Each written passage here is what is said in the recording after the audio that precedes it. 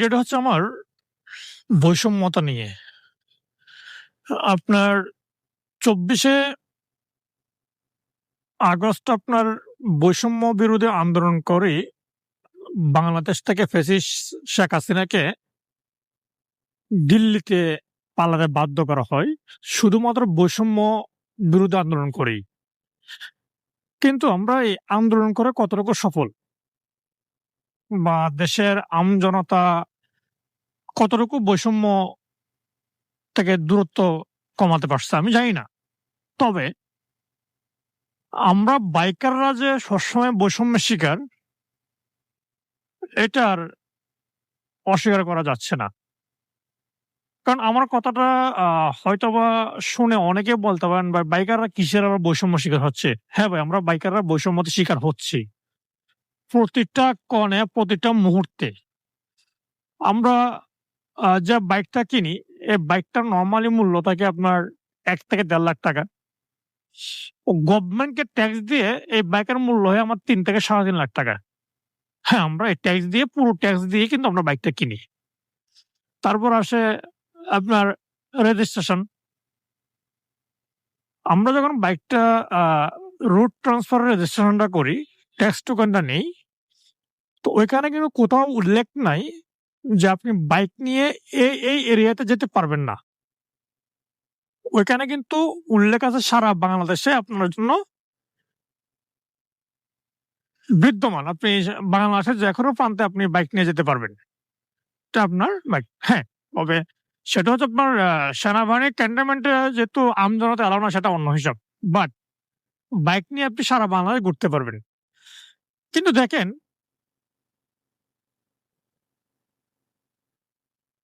আমরা কিন্তু বাইকের 100% ট্যাক্স দেওয়ার পরেও আমরা এলিভেটেড এক্সপ্রেসওয়েতেও উঠতে পারি না। আমরা চট্টগ্রাম এলিভেটেড যেটা সেটাতে উঠতে পারি না। ঢাকা এলিভেটেড এক্সপ্রেসওয়েতে উঠতে পারি না। কেন ভাই? আমরা কি আপনার গভর্নমেন্টকে ট্যাক্স দিচ্ছি না? আপনারা কিছুতে বলেন বাইক অ্যাক্সিডেন্ট করে। আরে ভাই সবগুলোতে অ্যাক্সিডেন্ট করতেছে। যেমন আপনি দেখেন চট্টগ্রামে এলিভেটেড ওয়েতে আপনার আ বাইক ওঠা নিষেধ একটা অ্যাক্সিডেন্ট হওয়ার কারণে। অথচ এই চট্টগ্রাম ফ্লাইওভার থেকে এলিভেটেড ওয়ে থেকে আপনার অ্যা একটা কার ছিটকে পড়ে গেল নিচে। কই আপনারা তো কার তো বন্ধ করেন নাই।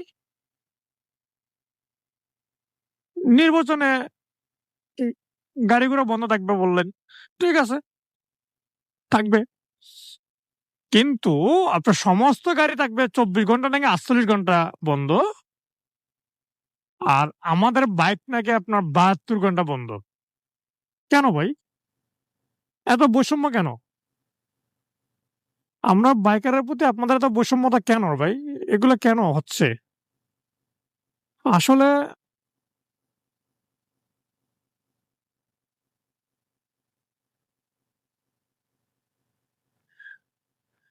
বাংলাদেশের কোনো বৈষম্যতা দূর হবে না। কারণ এতটুকু বুঝলাম যে বৈষম্যতা নিয়েই আমাদের বাঁচতে হবে। আর নাইতে আমি একটা বাইকের 100% ট্যাক্স পরিশোধ করার পরেও তারা কেন আমাকে সব জায়গায় চলতে দিবে না? কেন আমাকে সব জায়গায় অ্যালাও করবে না? কেন বা যা বাংলা বা সমস্ত আইনের প্রয়োগ করা এসে আপনার বাইকের উপরে।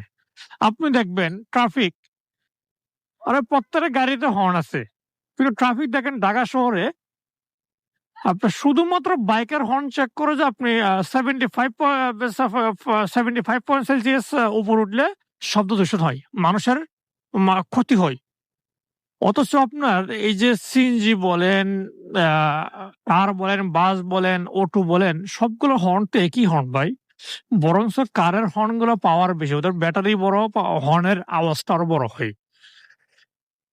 তাহলে ওইগুলো আপনি ধরেন না। ধরেন মাত্র ওই বাইকগুলাকে।